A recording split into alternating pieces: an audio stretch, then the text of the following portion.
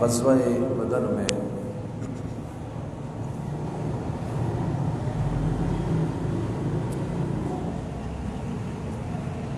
جو آپس میں دونوں جانب سے ٹکرانے والے لشکر تھے،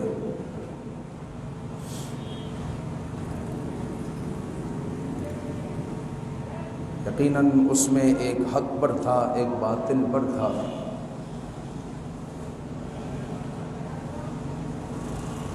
لیکن ایک بات ان میں یکساں تھی کہ ان کی زبان ایک تھی، کئیوں کے قبیلے ایک تھے اور کئیوں کے ماں باپ ایک تھے، ایک طرف بیٹا، ایک طرف باپ، ایک طرف بھتیجا، ایک طرف چچا، ایک طرف بھانجا، ایک طرف ماموں بھی تھے،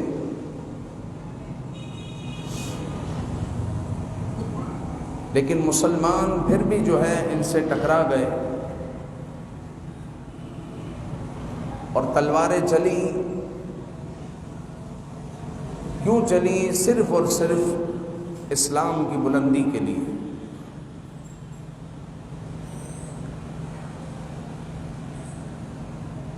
چونکہ اسلامی لشکر کو نہ اپنے گھر کی فکر تھی، نہ اپنے کاروبار کی، نہ فیکٹری کی، نہ قبیلے کی، نہ خاندان کی۔ اگر ان کے یہاں پر اگر کوئی چیز اہمیت کی حامل تھی تو وہ یہ تھی کہ اسلام بلند ہو جائے۔ بس یہ چاہتے تھے کہ اسلام بلند ہو جائے، اور اللہ تعالیٰ نے اس 313 آدمیوں پر جو مشتمل لشکر تھا، اللہ تعالیٰ نے ان کو فتح سے ہمکنار فرمایا اور اسلام کو ایسا بلند کیا کہ پورے عرب میں کفار مشرکین جو اپنے آپ کو سپر پاور کہتے تھے وہ ذلیل و رسوا ہو گئے۔ اور اسی غزوہ بدر میں بڑے بڑے جو سردار تھے، بڑے بڑے نام تھے، ان کو واصل جہنم کیا گیا، اور ان میں سب سے بڑا نام ابو جہل کا تھا۔ ابو جہل کو 2 چھوٹے چھوٹے بچوں نے واصل جہنم کیا، لیکن یہ پھر بھی بیٹھے نہیں، انہوں نے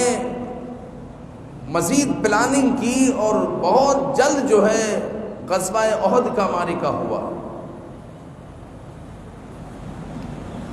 اور غزوہ احد میں سرکار دو عالم صلی اللہ علیہ وسلم نے فرمایا کہ ہم مدینے میں رہ کر ان کا مقابلہ کریں گے، لیکن صحابہ نے عرض کی کہ یا رسول اللہ ہم باہر نکل کر ان کا مقابلہ کرنا چاہتے ہیں۔ حضور نے اجازت عطا فرمائی، اور 1000 کا لشکر مدینہ منورہ سے احد کی جانب روانہ ہوتا ہے،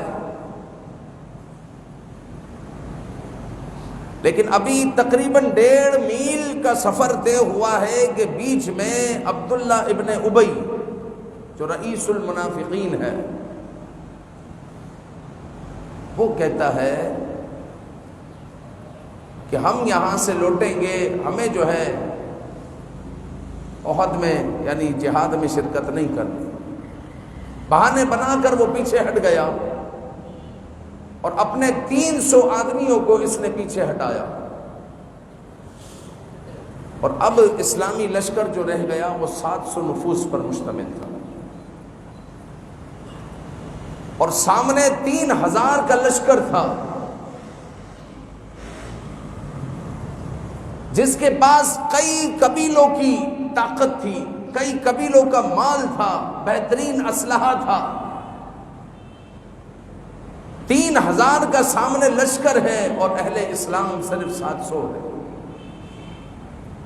لیکن سرکار دو عالم صلی اللہ علیہ وسلم کی پیشانی پر شکن نہیں آئی۔ اور پھر حضور نے پورے راستے اور غزوہ احد میں جو خاص خطبہ ارشاد فرمایا اس میں کہیں پر بھی عبداللہ ابن ابی کا ذکر نہیں کیا، کیونکہ جو اللہ والے ہوتے ہیں وہ توکل اللہ پر کرتے ہیں۔ ان کی نظریں اللہ کی رحمت پر ہوتی ہیں۔ اور عبداللہ ابن ابی یہ وہ شخص تھا کہ جو حضور علیہ السلام جب مدینہ منورہ میں مسجد نبوی میں تشریف لاتے تو حضور کے آنے سے پہلے یہ کہا کرتا، لوگوں ہم بڑے خوش نصیب ہیں کہ ہمیں جو ہے حضور علیہ السلام عطا ہوئے ہیں۔ اس طرح سرکار دو عالم صلی اللہ علیہ وسلم کی تعریفیں کرتا، اور جب عملی میدان کی بات آئی تو پھر پیچھے ہٹ گیا۔ اس طریقے کے لوگ ہمارے یہاں پر بھی ہوتے ہیں، بڑی بڑی باتیں کرنا اور ہے، آستانوں پر بیٹھ کر تعویذات دینا اور ہے، اور جب ختم نبوت پر حملہ ہو تو میدان عمل میں آنا اور ہے، دونوں میں فرق ہے۔ گدی پر اور سیٹ پر بیٹھ کر حضور علیہ السلام کی تعریف و توصیف کرنا اور ہے، اور جب حضور علیہ السلام کی ناموس کی بات ہو تو میدان میں اتر کر باطل کی آنکھوں میں آنکھیں ڈال کر حضور علیہ السلام کی ناموس پر پہرا دینا اور ہے، دونوں میں فرق ہے۔ تو یہ بڑی بڑی باتیں کرتا تھا، نمبر بڑھاتا تھا، لیکن تھا منافق۔ جب عملی میدان کی بات آئی کہ اب تو کفار سے ٹکرانا پڑے گا، پیچھے ہٹ گیا، خود تو پیچھے ہٹا، 300 لوگوں کو اس نے پیچھے ہٹایا، اور اب جو ہے 700 کا اسلامی لشکر ہے، اور سرکار دو عالم صلی اللہ علیہ وسلم احد میں پہنچے، اور حضور علیہ السلام نے سب کو اپنی اپنی پوزیشن عطا فرما دی کہ تمہاری یہ پوزیشن ہے، تمہاری یہ پوزیشن ہے، تمہاری یہ پوزیشن ہے۔ اور احد کو حضور علیہ السلام نے اپنی پیٹھ پر رکھا، پیچھے رکھا، اور اسی پہاڑی میں ایک درہ تھا، ایک شگاف تھا، اس درے پر حضور علیہ السلام نے خاص توجہ کی، اور حضور نے وہاں پر 50 تیر انداز کو کھڑا کیا، اور عبداللہ ابن جبیر رضی اللہ تعالیٰ عنہ کو ان کا سربراہ بنایا، اور حضور علیہ السلام نے خاص تاکید فرمائی، یہاں سے نہیں ہلنا، یہاں سے نہیں ہلنا، کچھ بھی ہو جائے۔ اب مسلمانوں نے جب حضور علیہ السلام نے جو جس کو پوزیشنیں دی تھی، حضور علیہ السلام نے جس طرح فرمایا ایسے ہی جب کیا تو بہت جلد کافروں کے قدم اکھڑ گئے، اور بہت جلد، توقع سے بھی جلد، کافر میدان احد جو ہے چھوڑ کر بھاگنے لگے، ان کے قدم اکھڑنے لگے، اور اللہ تعالیٰ نے مسلمانوں کو فتح و نصرت سے ہمکنار فرمایا۔ لیکن حضور نے فرمایا تھا کہ اس درے کو چھوڑنا نہیں ہے، اس مقام کو چھوڑنا نہیں ہے جہاں پر 50 لوگوں کو کھڑا کیا تھا۔ تو انہوں نے جب دیکھا کہ کافر بھاگ چکے ہیں، اور جو چھوڑ کر گئے ہیں اب وہ جمع کیا جا رہا ہے، مال غنیمت جمع کیا جا رہا ہے، وہ تو بھاگ چکے ہیں، تو وہ نیچے اترنا شروع ہوئے، تو عبداللہ ابن جبیر نے کہا کہ ہرگز اس درے کو نہیں چھوڑ، حضور نے منع کیا۔ وہ کہنے لگے کہ حضور علیہ السلام نے منع کیا تھا، ہمیں بھی معلوم ہے، لیکن اب تو کافر جا چکے ہیں، تو وہ تو جب منع کیا تھا جب کافر ہو، اب تو کافر جا چکے ہیں۔ تو عبداللہ ابن جبیر نے کہا کہ حضور نے منع کیا تھا سختی سے، نہیں چھوڑنا۔ تو ان میں سے تقریباً 40 لوگ اتر گئے اور 10 آدمی رہ گئے، اور حضرت خالد بن ولید رضی اللہ تعالیٰ عنہ اس وقت تک مسلمان نہیں ہوئے تھے، احد میں کفار کی جانب سے آئے ہوئے تھے، اور خالد بن ولید جنگی حکمت عملی کے بادشاہ ہیں۔ وہ درہ آپ کی نظر میں تھا کہ یہ وہ مقام ہے جو جنگ کا پاسا پلٹ سکتا ہے، اگر جنگ کا پاسا نہیں پلٹا تو ہم بھرپور نقصان پہنچا سکتے ہیں۔ تو حضرت خالد بن ولید رضی اللہ تعالیٰ عنہ اس مقام کو دیکھ رہے تھے، جب لوگ اتر گئے، بہت تھوڑے لوگ، تقریباً 10 لوگ رہ گئے، تو 200 آدمیوں کے ساتھ اسی درے پر حضرت خالد بن ولید نے جو ہے حملہ کیا، اور اسی شغاف سے، اسی راستے سے دوبارہ جو ہے لشکر اسلام پر حملہ کیا۔ اور اب کی بار جو حملہ ہوا تھا اس میں کیا ہوا کہ نہایت گھمسان کا وہ حملہ تھا، یہاں تک کہ حضرت مصعب بن عمیر رضی اللہ تعالیٰ عنہ حضور کے مشابہ تھے۔ جب حضرت مصعب بن عمیر شہید ہوئے تو یہ بات مشہور ہو گئی کہ حضور علیہ الصلوۃ والسلام کی شہادت ہو گئی۔ تو سرکار دو عالم صلی اللہ علیہ وآلہ وسلم کی یہ جب بات پھیلی کہ حضور صلی اللہ علیہ وسلم شہید کر دیے گئے، صحابہ کرام رضوان اللہ علیہ مجمعین کو افسوس لگ گیا۔ حضرت علی کہتے ہیں میں نے حضور کو شہداء میں ڈھونڈا، میں نے حضور کو جہاد کرنے والوں میں ڈھونڈا، حضور مجھے نہیں ملے، تو میں نے تلوار کھینچی اور میں کفار میں گھس گیا کہ بس ان کو واصل جہنم کر دوں، اور ان کو واصل جہنم کرتا کرتا خود بھی جام شہادت نوش کر لوں، اب جینے کا کیا فائدہ۔ تو پھر حضرت علی کہتے ہیں کہ کتنوں کو میں نے واصل جہنم کیا، تو میری حضور علیہ الصلوۃ والسلام پر نظر پڑ گئی تو میری خوشی کی انتہا نہیں تھی۔ پھر ایک جماعت، کافروں کی جماعت حضور کی طرف آ رہی تھی، تو حضور علیہ السلام نے حضرت علی کو فرمایا کہ علی ان کو دیکھو، تو حضرت علی کہتے ہیں کہ اس پوری جماعت کو میں نے جو ہے پیچھے کیا اور ان کو کئیوں کو واصل جہنم کیا۔ اور سرکار دو عالم صلی اللہ علیہ وآلہ وسلم کہ اسی معاملے میں دندان مبارک شہید ہوئے۔ ایک کڑی حضور علیہ الصلوۃ والسلام کے گال مبارک میں، رخسار میں گھس گئی، جس کو ایک صحابی رسول صلی اللہ علیہ وسلم نے اپنے دانتوں سے کھینچا، دانت ٹوٹ گیا، کڑی نہیں نکلی، پھر بڑی مشکل سے اس کڑی کو نکالا گیا۔ اس قدر جو ہے نقصان اٹھانا پڑا، صرف آقا کریم صلی اللہ علیہ وسلم نے جو فرمایا تھا اس درے کو چھوڑنا نہیں، اس درے کو ہم نے چھوڑ دیا تھا، اس درے کو چھوڑا تو اتنا بڑا نقصان اٹھانا پڑا۔ تو آج مسلمان تو پورے قرآن سے منہ موڑ کر بیٹھے ہوئے ہیں، رسول اکرم صلی اللہ علیہ وآلہ وسلم کے اقوال اور حضور کی سنتوں سے منہ موڑ کر بیٹھے ہوئے ہیں، تو نقصان آپ کے سامنے ہے، نقصان آپ کے سامنے ہے۔ حضور نے فرمایا نماز پڑھو، نماز میری آنکھوں کی ٹھنڈک ہے، ہم اس سے منہ موڑ کر بیٹھے ہوئے۔ قرآن کہتا ہے سود نہ لو، اور سود بربادی ہے، صدقہ آبادی ہے، لیکن سود کی طرف مسلمان مائل ہے۔ قرآن کہتا ہے جھوٹ نہ بولو، مسلمان جھوٹ بول رہا ہے، چوری نہ کرو، مسلمان چوری کر رہا ہے، وآتوا الزکاۃ، زکات دو، مسلمان زکات سے جان چھڑا رہا۔ تو جب مسلمان نے قرآن کو پیٹھ دکھائی، ویسے تو پیٹھ نہیں دکھاتا مسلمان، اس کے پیچھے اگر کوئی قرآن پڑھنا شروع کر دے تو مسلمان اس کو کہے گا بھائی آگے آ جاؤ، پیٹھ ہو رہی ہے، بظاہر پیٹھ نہیں دکھائے گا، لیکن حقیقت میں قرآن کے احکام کو مسلمان پیٹھ دکھا رہا ہے، قرآن جو فرما رہا ہے مسلمان اس کو پیٹھ دکھا رہا ہے۔ فرمان مصطفیٰ صلی اللہ علیہ وآلہ وسلم، ایک فرمان مصطفیٰ صلی اللہ علیہ وآلہ وسلم سے روگردانی ہو گئی، وہ بھی خطأً، وہ بھی صحابہ سمجھے کہ وہ تو کفار جا چکے ہیں، اب تو حضور علیہ السلام نے تو اس وقت کا کہا تھا، اب تو یہ بھاگ چکے، وہ بھی خطا ہو گئی،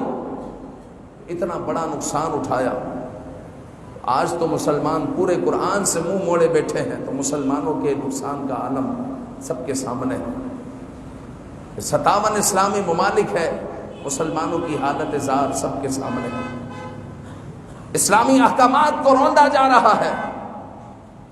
ہم جنس پرستی کو عام کیا جا رہا ہے، اور جناب عالی جہاد کو دہشت گردی ڈکلیئر کیا جا رہا ہے، اور قرآن کے قانون کو مسخ کیا جا رہا ہے، اسلام کے قوانین کو مسخ کیا جا رہا ہے، اسلام اور رسول اللہ صلی اللہ علیہ وسلم پر کھلے عام حملے ہو رہے ہیں، لیکن جو ہے اس غریب الوطن مسلمان اور اسلام کو کوئی پوچھنے والا نہیں، کوئی اسلام کے لیے آواز اٹھانے والا نہیں۔ آخر یہ کیوں ہوا؟ اس لیے ہوا کہ ہم نے جو ہے قرآن سے منہ موڑ لیا،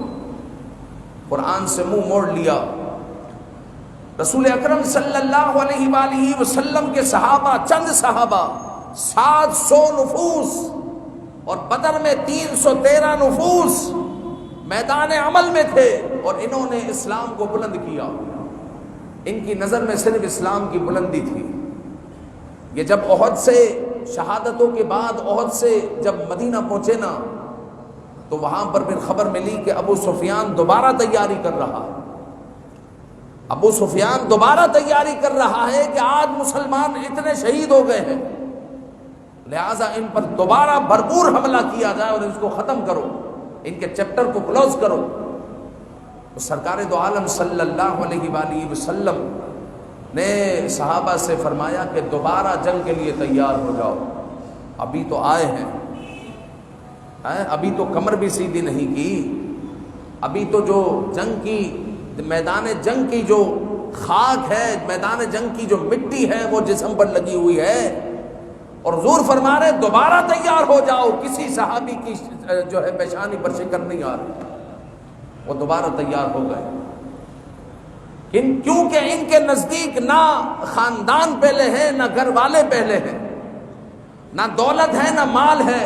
کچھ بھی نہیں ہے، نہ بزنس ہے۔ ان کے یہاں پر اگر سب سے پہلے کوئی چیز ہے تو وہ اسلام کی بلندی، کہ اسلام کی بلندی کے لیے کام کرتے ہیں، اگرچہ ان کو جان دینی پڑے۔ تو حضور علیہ الصلوۃ والسلام کے حکم پر یہ کھڑے ہو گئے اور جہاد کے لیے دوبارہ تیار ہو گئے، اور حضور علیہ الصلوۃ والسلام نے فرمایا صرف وہی ہمارے ساتھ جا سکتا ہے جو احد میں ہمارے ساتھ تھا۔ دوسرے صحابہ بھی کھڑے ہوئے تو حضور نے منع فرما دیا کہ آپ ہمارے ساتھ نہیں چلیں، صرف جو احد میں تھے وہی جائیں۔ حضرت جابر گڑ گڑائے، حضرت جابر نے کہا یا رسول اللہ میرے والد احد میں شہید ہو گئے، لیکن والد صاحب نے کہا تھا کہ تمہاری 7 بہنیں ہیں، میں احد جا رہا ہوں، تم پیچھے رہو بہنوں کے پاس۔ تو یا رسول اللہ شہید ہو گئے، مجھے خدا کے واسطے مجھے جو ہے اجازت عطا فرمائے، مجھے شریک ہونا ہے، میں احد سے رہ گیا ہوں، اب مجھے شہادت سے نہ روکے۔ ایک حضرت جابر ہے جن کو حضور علیہ الصلوۃ والسلام نے اجازت عطا فرمائی کہ آپ جا سکتے ہیں، آپ ہمارے ساتھ آ سکتے ہیں، ایک حضرت جابر۔ یہ شوق شہادت ہے، یہ اسلام کی بلندی ہے، یہ اسلام کی بلندی کا جذبہ ہے جو کہ آج نہ مسلمانوں میں پایا جا رہا ہے اور نہ جو ہے اسلامی ممالک میں نظر آ رہا ہے، کہ کسی اسلامی ملک کا یہ منشور ہو کہ ہمارا اسلام بلند ہو جائے، ہمارا اسلام غالب ہو جائے، کفر مغلوب ہو جائے، یہ منشور ہمیں نظر نہیں آ رہا، جبکہ حضور علیہ السلام کا یہ منشور ہے،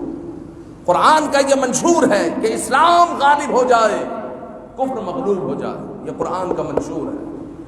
اور صحابہ اکرام رضوان اللہ علیہم اجمعین کا مقصد تھا کہ اسلام غالب ہو جائے، کفر مغلوب ہو جائے، لیکن جو ہے اسلام اپنی پستی کی طرف، مسلمان اپنی پستی کی طرف جا رہے ہیں اور مغلوب سے مغلوب تر ہوتے جا رہے ہیں۔ اس قدر جو ہے مسلمانوں کو اس وقت تنگ کیا جا رہا ہے اور تنگ گلیوں میں گھسیڑا جا رہا ہے کہ جو ان کے اسلامی تشخصات تھے، جو ان کے اسلامی قوانین تھے، جو ان کی اسلامی باتیں ہیں، ان تک کو ایکسپٹ نہیں کیا جا رہا، اور مسلمانوں کو جو ہے ایک محدود گلی میں گھسیٹا جا رہا ہے، اور جو قرب قیامت کی نشانی ہے کہ پوری دنیا میں مسلمان پریشان ہو جائے گا، اور مکہ و مدینہ کو جو ہے یہ اپنے لیے راحت اور سکون اور اطمینان کا باعث سمجھے گا، اس طرف جو ہے لوگ کوچ کرنا شروع کر دیں گے، پھر حضرت امام مہدی ہی تشریف لائیں گے، پھر یہ ہوگا۔ تو آج بھی اگر 57 اسلامی ممالک اسلام کی بلندی کے لیے نہ اٹھے تو پھر ہوگا یہ کہ ہم پریشان ہوتے رہیں گے، پھر امام مہدی آئیں گے۔ 4 بادشاہ ایسے ہیں، امام مہدی 5ویں ہیں، کہ جنہوں نے ساری دنیا پر حکومت کی ہے، وہ بخت نصر ہے اور نمرود ہے، 2 کافر بادشاہ جس نے ساری دنیا پر حکومت کی ہے۔ 2 مسلمان بادشاہ ہے، وہ حضرت سلیمان علیہ السلام ہے اور ذوالقرنین ہے، یہ 2 مسلمان بادشاہ ہیں جنہوں نے ساری دنیا پر حکومت کی ہے، اور پانچویں آ رہے ہیں، وہ حضرت امام مہدی رضی اللہ تعالیٰ عنہ ہے، جو ساری دنیا پر حکومت کریں گے، تلوار کے ذریعے کریں گے۔ حکومت ہوگی تلوار کے ذریعے، حکومت ہوگی جہاد کے ذریعے، طاقت کے ذریعے۔ تو مسلمان کو اپنی طاقت بھی بتانی پڑے گی کہ ہم جو ہے طاقت میں ہیں، ہم پاور میں ہیں۔ وہ حکومت ہوگی طاقت کے ذریعے۔ تو آج مسلمانوں کے پاس آپ دیکھیں زمینی ذخائر ہے، پیٹرول ان کے پاس ہے، ان کی سرحدیں آپس میں ملی ہوئی ہے، یہ اپنے کاروباری نظام کو، اپنے معاشی معاملات کو بہترین انداز میں چلا سکتے ہیں۔ لیکن آپ دیکھیں کہ قرآن کہتا ہے یا ایھا الذین آمنوا لا تتخذوا اليہود والنصارى اولیاء، اے ایمان والو یہود و نصارہ کو اپنا دوست نہ بناؤ۔ تو ان مسلمانوں نے بجائے اس کے کہ جس مسلمان کی سرحد میرے ساتھ ملی ہوئی ہے میں اس کو دوست بنا لیتا، اس سے معاشی پالیسی کرتا، اس کے ساتھ جو ہے اپنے معاشی نظام کو چلاتا، اس کو جو ہے پس پشت ڈال دیا، اور یہ مسلمان بیٹھ گیا جا کر یہودی کی گود میں، عیسائی کی گود میں، یعنی قرآن سے روح گردانی کی۔ تو یہی وجہ ہے کہ ہم ذلت و رسوائی کا شکار ہیں، یہی وجہ ہے کہ ہم ذلت و رسوائی کا شکار ہے۔ اگر ہماری آبادی ہے وہ صرف اور صرف سنت مصطفیٰ صلی اللہ علیہ وسلم میں اور قرآن میں ہے، اور قرآن میں ہے، کیونکہ سرکار دو عالم صلی اللہ علیہ وسلم نے جب جو ہے قیامت کے فتنوں کا ذکر کیا، آج فتنے ہی فتنے ہیں، آپ جہاں جائیں تو فتنے ایسے بکھرے ہوئے ہیں کہ جیسے آدمی تسبیح توڑے تو تسبیح کے دانے جس طرح بکھر جاتے ہیں، تو ہر جگہ فتنے بکھرے ہوئے ہیں، تو فتنے ہی فتنے ہیں۔ تو حضرت علی المرتضیٰ رضی اللہ تعالیٰ عنہ نے عرض کی کہ یا رسول اللہ جب فتنے ہو تو ہم کیا کریں؟ تو حضور علیہ الصلوۃ والسلام نے فرمایا قرآن کو مضبوطی سے پکڑ لو، قرآن کو مضبوطی سے پکڑ لو تو فتنوں سے تم بچ جاؤ گے، فتنوں سے بچ جاؤ گے۔ یارے بھائیو ہر طرف فتنے ہیں، تو یہ وقت ہے کہ ہم قرآن کو مضبوطی سے تھام لیں، قرآن کی تلاوت کریں، اور ترجمے کے ساتھ پڑھیں، تفسیر کے ساتھ پڑھیں، لیکن تفسیر ہو کسی عاشق رسول صلی اللہ علیہ وسلم کی۔ مسلمانوں کی مغلوبیت کو ختم فرمائے، آمین بجاہ النبی الامین صلی اللہ تعالی علیہ